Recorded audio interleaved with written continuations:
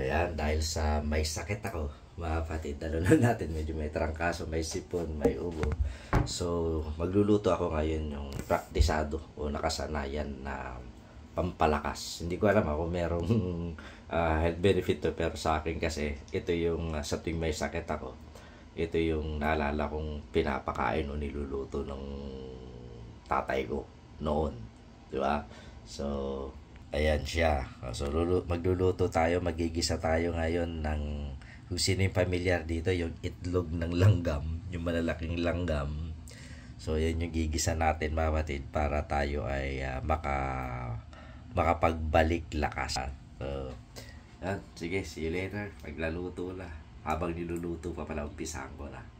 So, ayan, nagigisa na tayo ng bawang. Ayan, susunod natin yung mga ingredients. Simple lang to.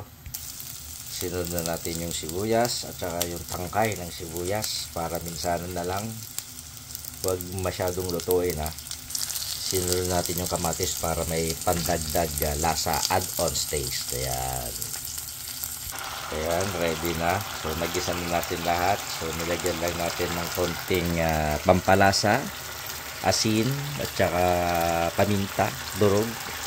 Lalagyan na natin yung itlog ng langgam. Ayan na, ilagay na natin. So halo-haluin na lang natin hanggang sa maluto, mga kaibigan. Hayaan lang natin matuyo, maluto hanggang sa okay na. So dalse. Ayan, luto na po yung exotic food nating itlog ng malalaking langgam. So maraming salamat sa panonood. Kainan na. Ito, kakainin na natin yung itlog ng malalaking langgam. Sa akin parang booster ko na to eh. Kaya tara, kainan na.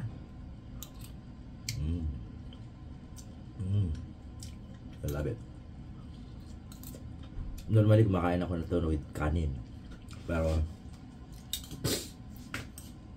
dahil sa ayaw kong mag-hard ngayon, ito dati ngayon may konting sabaw dati, pero ako ngayon gisa. Maraming paraan para lutuin tong itlog ng malalaking langgam at para sa akin nakapagpa-generate ito ng lakas eh. Sarap. Thank you.